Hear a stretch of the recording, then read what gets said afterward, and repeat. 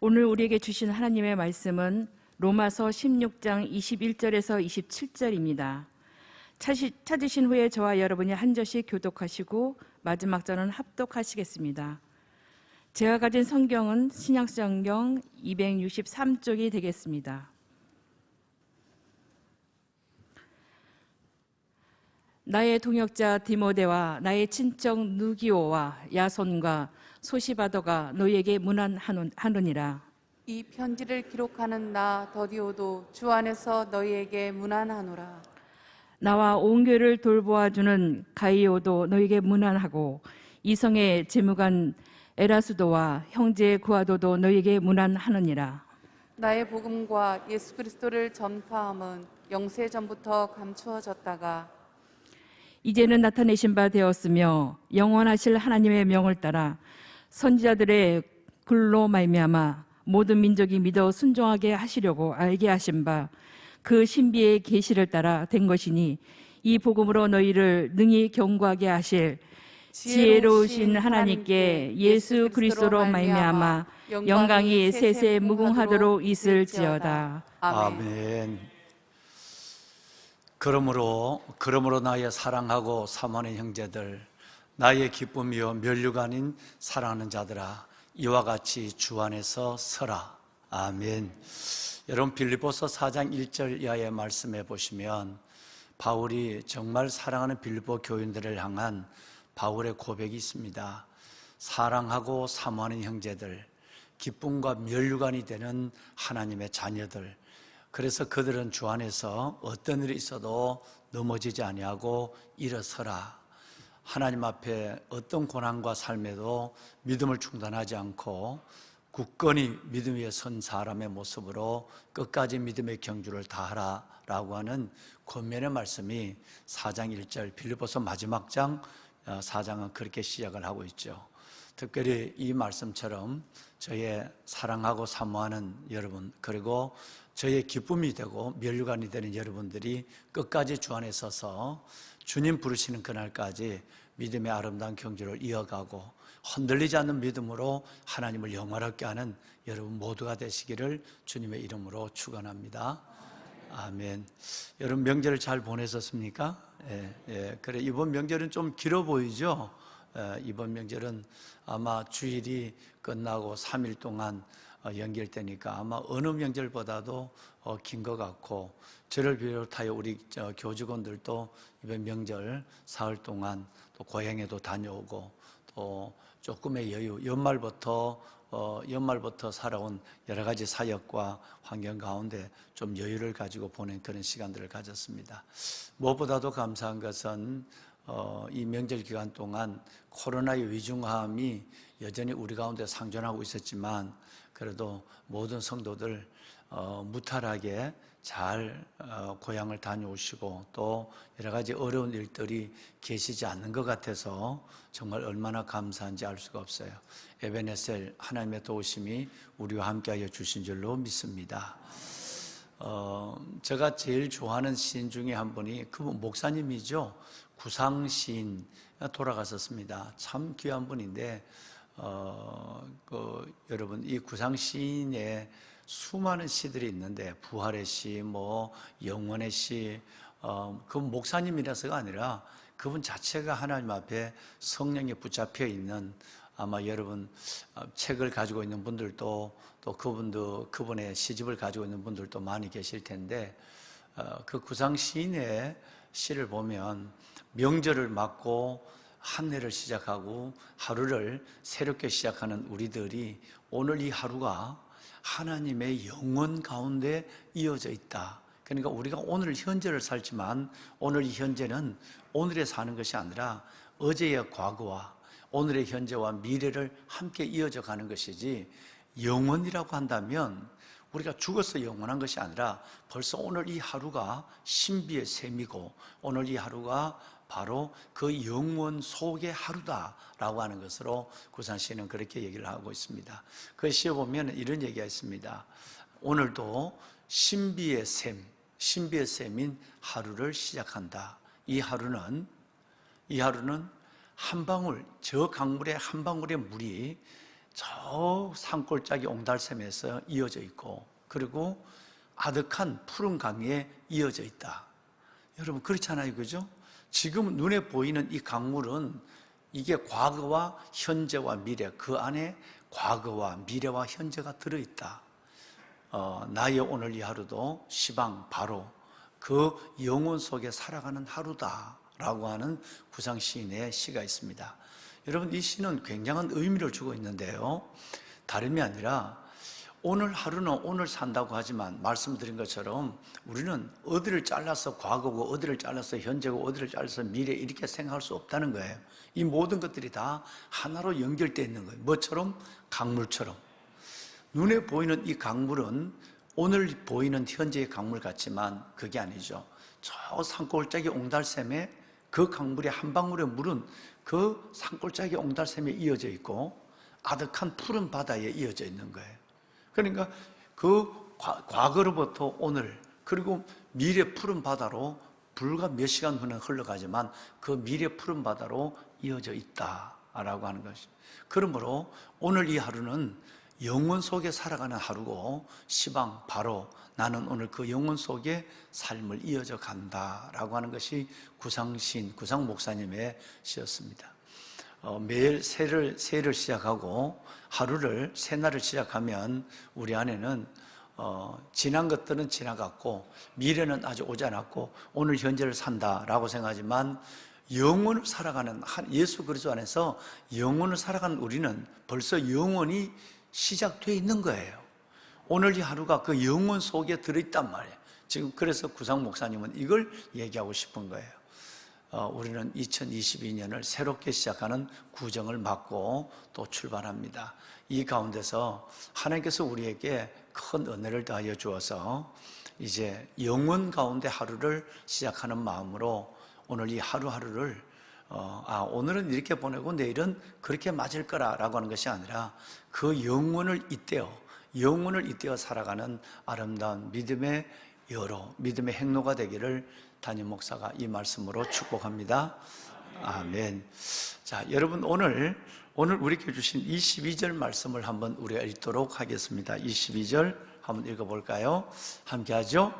이 편지를 기록하는 나 드디어도 주 안에서 너희에게 문안하노라. 아멘. 자, 여러분 이제 로마서의 마지막 부분을 가기도 하고 또 로마서 16장의 마지막 여러분 우리는 기록되어 있는 34명의 그 아름다운 이름들 중에 몇 분을 마지막 부르면서 로마서를 이제 마무리해 가고 있는 가운데 있습니다. 근데 그 가운데서 우리가 지난주에 만났던 디모데로부터 소시바더까지 사람을 만났습니다만 21절이었죠. 근데 22절 한 절에 보면 오늘 이 편지를 대필한, 이 편지를 받아서 기록한 더디오라는 사람이 기록되어 있습니다. 이 편지를 기록하는 이렇게 되어 있고, 여러분이 지난번에 가지고 있던 성경, 여러분이 갖고 계셨던 이전 성경에 보면 뭐라고 되냐면 이 편지를 대필하는 나 더디오도 주 안에서 너희에게 문안하느니라 이렇게 됐어요. 자, 왜냐하면 여러분 이 바울은 눈이 나빴거든요. 우리 역사의 기록에 의하면, 전승에 의하면 바울 사도는 1차 전도 여행 때 밤빌리아에 가서 밤빌리아에서 복음을 전하다가 옵달리아라고 하는 눈병에 걸려서 거의 눈을 실명한 상태로 일생을 마칠 때까지 갔다고 얘기를 하죠. 이 옵달리아라고 하는 눈병은 동양인의 눈병인데 거의 망막 자체가 훼손되어 버리는 눈병이에요. 그러니까 밤빌리아에서 복음을 전하다가 그가 이 옵달리아라는 눈병에 걸렸고, 그 이후로부터 바울 사도는 모든 성경을 다 대부분이 지금 우리가 보고 있는 모든 성경을 다 본인이 쓴 것이 아니라 누구 한 사람이 본인이 구술 불러주면 그 사람이 이걸 받아 적고, 마지막에는 바울이 몇 마디 큰 글자로, 성경에 보면 내가 너에게 큰 글자로 썼노라는 말씀이 나와요. 그 큰 글자는 바울이 마지막에 가서 큰 글씨로 서명을 한 걸 의미합니다. 그걸 갖고 친히 바울은 이 편지가 내가 쓴 편지라라고 하는 것을 전한 것인데, 그 편지의 한 예를 보면 여러분 우리 한번 성경을 보겠습니다. 고린도전서 16장 21절을 보겠습니다. 고린도전서 16장 21절 보면 나 바울은 친필로 너희에게 문안하노니 라고 말씀하고 있죠. 그죠? 여기서 친필로 문안한다 이 말은 편지 전체를 다 본인이 쓴 것이 아니라 본인은 눈이 나쁘니까 불러주고 누군가에 의해서 이것을 대필하게 하고 기록하게 하고 마지막에는 본인이 사인을 했다라고 하는 얘기예요. 한 군데 더 보면 데살로니가후서 3장 17절 말씀에 보면 표시라는 말이 나와요. 나 바울은 친필로 문안하노니 이 편지마다 표시로서 이렇게 쓰노라 이렇게 됐어요. 여기서 말하는 이 표시는 사인을 의미하는 거예요. 이 편지를 내가 다 썼는데, 내가 다 불러줬는데 마지막에는 이 편지를 내가 다 마지막에는 사인을 해서 이것이 내 편지라는 걸 내가 너희에게 전한다. 여러분 모든 편지 갈라디아서부터 시작해서 모든 편지가 다 바울이 여러분 기록한 편지는 이렇게 기록이 되었다라고 하는 것입니다. 참 여러분 이걸 바라보면 저는 요즘 같으면 어떨까라는 생각을 해봐요. 무슨 말씀이냐면 정말 여러분 우리가 좋은 시대에 살아가거든요. 웬만큼 눈이 나빠도 담임 목사처럼 돋보기를 끼면 웬만한 걸 다 잃는단 말이에요. 그 당시에 돋보기 하나만 있었더라면 하는 마음이, 눈 시력을 완전히 상실한 건 아니니까, 그러니까 돋보기 하나만 있었더라면 하는 아쉬움을 떨쳐버릴 수가 없죠. 돋보기 하나만 있었다면 바울은 얼마나 많은 글을 더 우리에게 남길 수 있었지 않을까라는 생각을 해보기도 하는 겁니다. 많은 크고 망원경 이런 것보다도 그 흔하고 흔한 돋보기 하나만 있었더라도 여러분 바울은 다른 의미에서 편지를 우리에게 전할 수, 하나님의 말씀을 우리에게 전할 수 있었을 것이라 라고 하는 생각을 한번 해보게 되는 것이죠. 자, 그런데 여러분 오늘 여기 보면 오늘 읽으신 말씀에 22절 하나님의 말씀에 보시면 나 드디어도 주 안에서 너희에게 문안하느니라 그랬어요. 여러분 이 편지가 좀 이상하지 않습니까? 좀 이상하죠. 자, 다른 데는 다 여러분 다른 사람을 얘기할 때는 3인칭으로 썼어요. 그런데 오늘 여기에만은 드디어를 1인칭으로 써요. 드디어 자신이 이 편지를 쓴 것처럼 얘기해요. 그죠? 마치 로마서의 기록자가, 로마서의 저자가 드디어인 것처럼 얘기를 해요. 그래서 이 부분을 가지고 많은 주경학자들의 많은 얘기가 있죠. 가장 정설적인 얘기는 바울이 이 드디어에게 마지막에 내가 불러준 내 말로 문안한 것이 아니라 너 스스로 직접 문안하라 라는 걸 바울이 허락했다는 거예요. 저는 이 부분을 믿거든요. 그 다음에 두 번째, 바울은 이 드디어를 단순하게 본인이 뭔가 불러주면 일을 하는, 다시 말해서 뭔가 부를 이해하는 고용인, 기계처럼 사용하는 고용인이 아니라 진정한 바울의 동력자, 그러니까 내가 쓰는 것은 곧 너가 쓰는 것이고 너가 쓰는 것은 내가 쓰는 것이라고 하는 그리스도 안에서의 지체의식과 조화 능력을 가지고 있는 온전한 지체로서의 동력자임을 나타내는 구절이 이 구분이에요. 이 두 가지의 의미를 보면 굉장히 은혜가 되죠. 바울이 다 할 때 그래 이거는 너가 직접 문안한 것을 하라 라고 허락을 해주거나, 뿐만 아니라 바울이 뭔가 누군가를 일을 시킬 때 그것을 고용인으로 치는 것이 아니라 진정한 동력자로 그를 부르고 있다는 사실을 우리는 이 말씀 한마디, 1인칭인 나 드디어라는 이 말 한마디로 모든 것을 알 수 있다라고 하는 것입니다. 보배로운 사랑하는 여러분, 바울의 주위에는, 바울의 사역에는 정말 이런 사람들이 많습니다. 오늘 읽으신 여러분 로마서 16장만 하더라도 이름이 거명되지 않는 집에 있는 성도들에게 문안하라 이걸 빼내놓고 이름만 기록하고 있는 사람이 34명 정도가 되는데, 이들이 다 바울의 협력자였어요. 이들이 있었기에 로마서가 있었습니다. 이제 내일 보실 가요도 마찬가지죠. 만약 가요가 없었다면 바울은 뭐 하냐면 1차 전도 여행 때는 바울은 있을 데가 없어가지고 아굴라와 브리스길라 부부와 더불어서 여러분 고린도에서 텐트 메이커 천막을 만드는 일을 했단 말이에요. 그러니까 그 낮에는 일을 하고 여유가 있으면 복음을 전하는 인사에게 했어요. 근데 가요를 만나고, 가요는 되게 부자였거든요. 이 가요를 만난 집부터 가요 집에서 묵으면서 먹고 복음을 전하는 일에 전적으로 지원해 준 사람이 누구냐면 가요입니다. 이 가요는, 그래서 가요에게, 고린도에게 이렇게 2명에게 세례를 줬는데 그 2명 중에 1명이 가요예요. 근데 그 가요가 바로 바울의 사역을 전적으로 물질적으로 지원해 준 사람이었어요. 그래서 그 가요의 이름은, 성경에 가요가 3명 나오는데 이 본문에 이제 앞으로 내일 우리가 함께 금요일 날 나눌 이 가요는 특별한 가요가 되는 거죠. 그 바울의 사역을 보면 그 짧은 시간에 사역을 하면서 순교를 하는 과정 속에서 마음껏 그가 복음을 전할 수 있도록 이런 수많은 성도들, 그리고 아까 제가 여러분을 축복한 것처럼 나의 기쁨이요, 나의 사랑하는 자들, 나의 면류관인 자들, 사랑하고 사모하는 형제들, 기쁨이요 면류관이 사랑하는 자들아, 이런 사람들이 있었기 때문에 로마서가 기록될 수 있었고 하나님의 복음이 증거될 수 있었다라고 하는 것이에요. 여러분, 이런 것을 바라볼 때 참으로 이들의 삶은 이따가 우리가 보겠습니다만은 영원한 천국의 생명록에 기록되지 않을 수가 없었죠. 특별히 바울 같은 경우는 그저 여러분 다니다 보면 누군가 그 집을 내어주지 않으면, 누군가 선교비를 주지 않으면 복음을 전할 수 없는 상황도 있었지만, 말씀을 드린 대로 바울은 건강 자체가 허락하지 않았어요. 위험이 있어서 먹는 걸 제대로 먹질 못했죠. 눈에 옵달리아라고 하는 이 안질 때문에 잘 보이지가 않았죠.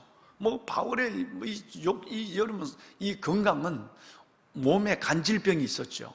그러니까 수많은 사람들에게 복음을 전해 주면서도 정작 자신의 병을 고치지 못하는, 정작 자신의 여러분 삶은 너무너무 힘들고 병든 가운데 가난한 그 삶을 살았단 말이에요. 여러분, 이것은 갈라디아서 말씀해 보면 이 부분이 잘 나타나 있어요. 갈라디아서 4장 13절에서 15절 말씀해 보면 바울이 얼마나 몸이 아팠는가. 사람들은 바울을 보고 업신이기 시작하죠. 일부는. 왜? 아니, 수많은 사람들의 기도에서 병을 고쳐주는 사람이 자기 몸에 이 3가지 병 중에 하나도 못 고치냐? 안질이나 위장병이나 간질이나. 여러분, 이 병 중에 하나도 못 고치니 저 사람이 진짜 알다고 모르겠어요. 여러분 이 얘기를 했지 않겠습니까? 그러니까 이런 상황이 그에게 놓여 있었다는. 여러분, 우리 한번 성경을 보겠습니다. 갈라디아서 4장 13절부터 15절 말씀을 먼저 한번 읽고 한번 말씀을 하는. 그 당시 바울이 어떤 형편에서 복음을 전했고 어떤 형편에서 이 편지를, 성경을 기록했는가라는 부분을 이해할 수 있는 가장 중요한 성경 중에 하나가 여기에요. 자, 우리 한번 3절 말씀을 읽겠습니다. 함께 하죠. 내가 처음에 육체의 약함으로 말미암아 너희에게 복음을 전한 것을 너희가 아는 바라.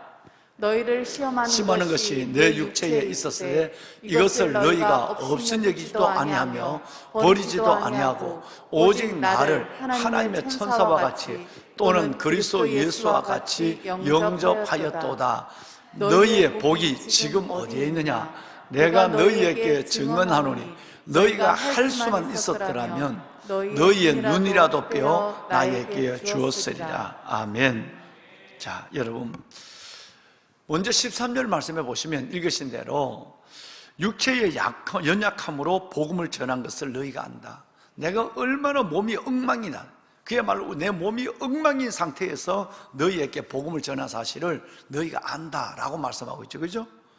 육체가 연약한 가운데 있지만 할 수 없는 가운데도 할 수 있는 일을 찾아서 순교의 각오로 내가 복음을 전한 것을 너희가 알지 않느냐라고 얘기합니다. 그 다음에 여러분 14절 말씀에 내려보면 좀 더 구체적입니다. 시험 드는 것이 내 육체에 있었다. 성도들이 이 바울을 바라볼 때 시험 들 거리가 있죠. 왜냐하면 설교를 하다가 간질에 넘어지니까요. 여러분, 그러니까 수많은 사람의 병을 고치면서 자기 눈 하나를 못 고치니까요.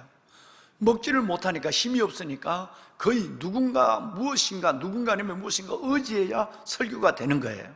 여러분, 이런 걸 바라볼 때 성도들은 이해가 안 되는 거예요. 그러니까 내가 업신 여김을 당한, 진짜 저 사람이 목회자 맞아?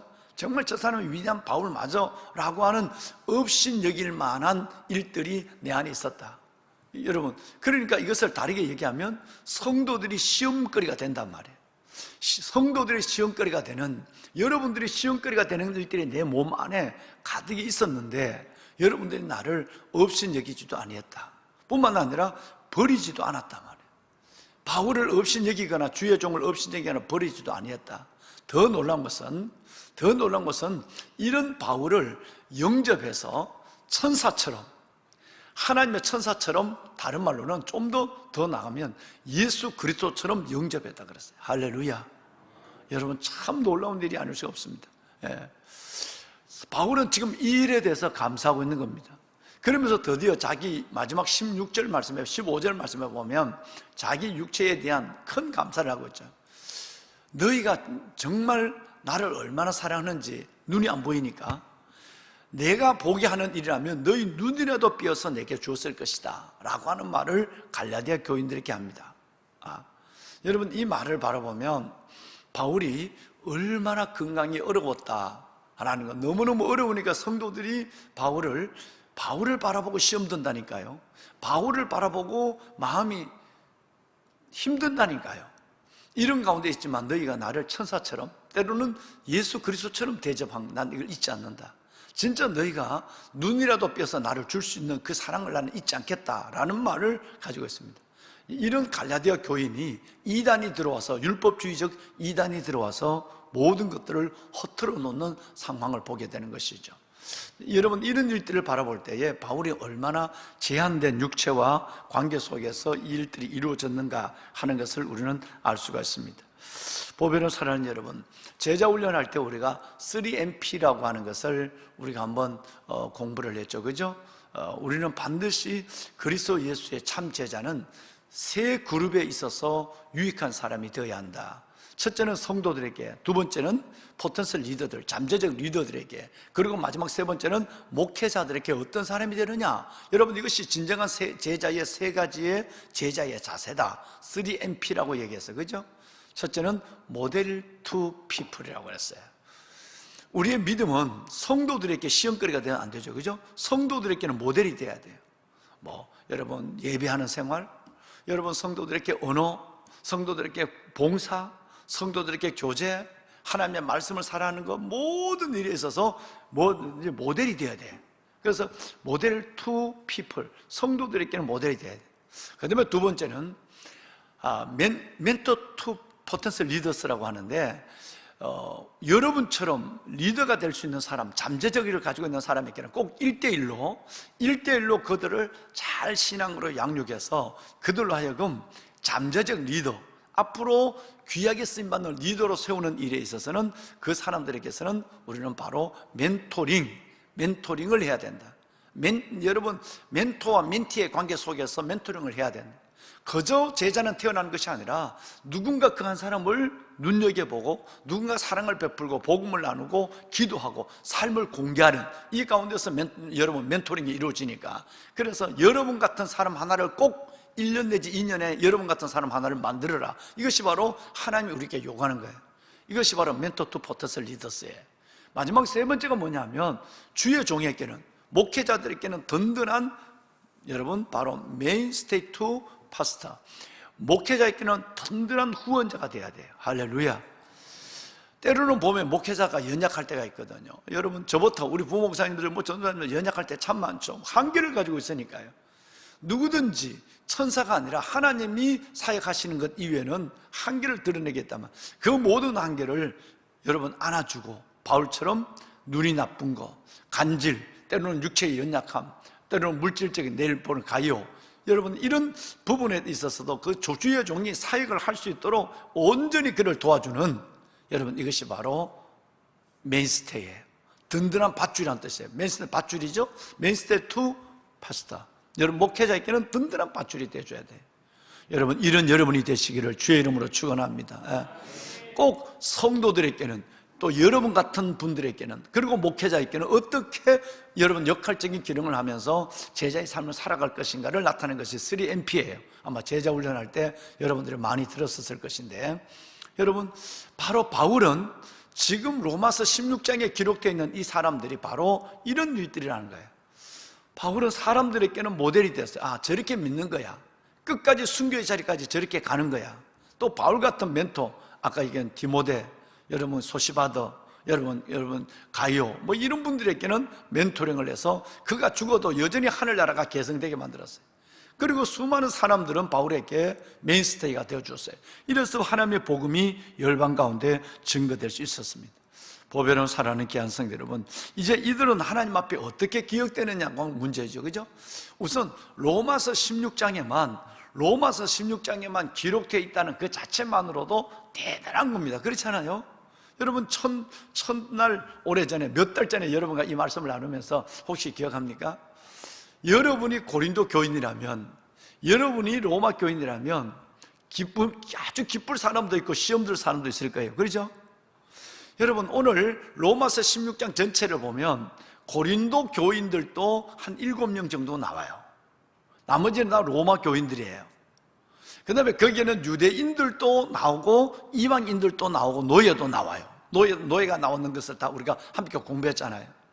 그런데 보면, 그럼 교회적으로만 생각해 보면 고린도 교회에 수백 명이 있는 사람이 있는데 그 중에 10명도 안 되는 사람만 이름이 불려지고 있어.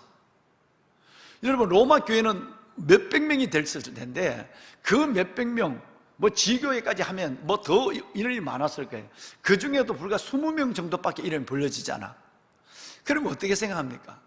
우리의 입장으로 생각하면 여러분이 고린도 교인이나 여러분이 로마 교인을 생각했을 때 담임 목사가 여러분의 이름을 불러줬을 때는 매우 기뻤을 거예요. 그죠? 그런데 그 편지가 공개적으로 편지가 열린단 말이에요. 근데 반땅이 내 이름을 기억해 줄 줄 알았는데 이름이 기억되지 않았을 때는 마음이 살짝 섭섭할 수가 있는 거예요. 그런데 이것이 중요한 것이 아니에요. 진짜 중요한 것은 하나님 나라의 어린 양의 혼인잔치에 이름이 불려지느냐는 문제예요. 여러분 이런 부분은 벌써 넘어서야 돼요. 내가 바울을 위해서 선교 헌금을 얼마나 했는데, 내가 바울을 위해서 내가 얼마나 했는데 왜 나는 그 이름이 없지? 왜 나는 이름을 불러주잖아? 여러분 이것을 시험 든다면 그 사람은 믿음이 그걸로 끝나는 거예요. 또 내 이름이 불려졌다고 그래서 내가 교만을 하고 내 믿음이 너희보다 낫다는 것을 바울이 인정했잖아. 여러분 이런 사람, 이것도 맛이 간 사람이에요. 이게 중요하지 않아요. 여러분 우리로서는 이걸 매우 중요하게 생각하는데 여러분 이런 것들에 시험 들거나 이런 것들에 여러분의 믿음을 빼앗기지 않았으면 좋겠어요. 아멘. 사람 앞에 인정을 받거나 사람 앞에 기억되는 것 오직 주님만 알아주길 바라고, 그래야 여러분의 시험 들지 아니하고 믿음의 외길을 걸어갈 수 있는 거예요. 이건 중요하지 않습니다. 정말 중요하지 않아요. 오히려 그걸 중요하게 생각한다면 믿음이 벌써 흔들리고 있는 거예요. 믿음의 맛이 간 거예요. 그 사람은 여기 시험 안 들어도 다음엔 또 시험 들 거예요. 여러분 이거 아니에요. 진짜 중요한 것은 요한계시록 19장 9절을 보세요. 어린 양의 혼인잔치에 청함을 받은 자들이 복이 있도다. 할렐루야. 진짜 여러분 복된 것은 어린 양의 혼인잔치에 여러분의 보배로운 이름이 불려져야 되는 거예요. 그것에만 목적을 둬야 돼요. 담임 목사가 알아주나 알아주지 아니하나, 누가 알아주나, 여러분 이런 것들에서 넘어서지 않는다면 일생 동안 시험 드는 일만 계속될 거예요. 왜? 여러분 인간적 중심에서 믿음의 가치를 여러분 거기다 두고 살아가니까 그런 거예요. 두 번째는 여러분 요한계시록 20장 12절과 15절 말씀해 보면 15절 말씀해 보면 생명책에 기록된 자들이라는 말이 나와요. 저와 여러분은 무엇보다도 어린 양의 혼인잔치에 불려지는 이름도 돼야 될 뿐 아니라 그 전에 저와 여러분이 영원한 하나님의 나라의 생명책에 여러분과 저의 이름이 기록되기를 소원합니다. 이것이면 됩니다. 이것이면 되는 거예요. 말씀을 마무리하겠습니다. 보면은 여러분 이제 우리 로마서를 마무리해가며 로마서 16장의 마지막 그들의 이름을 불러가는 가운데 있습니다.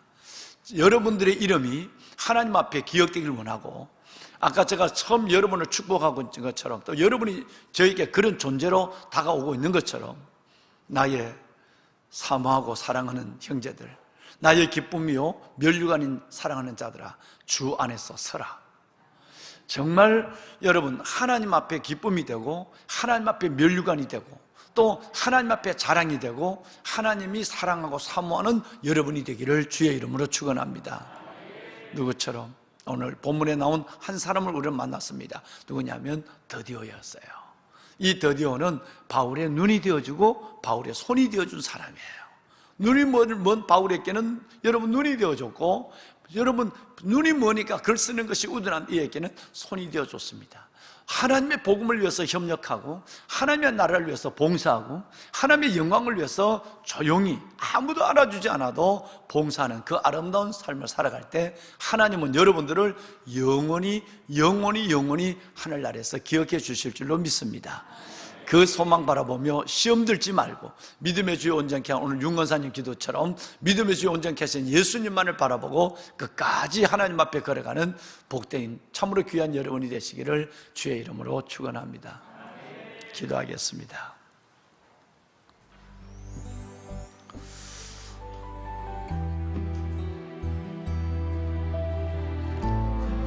사랑하는 여러분,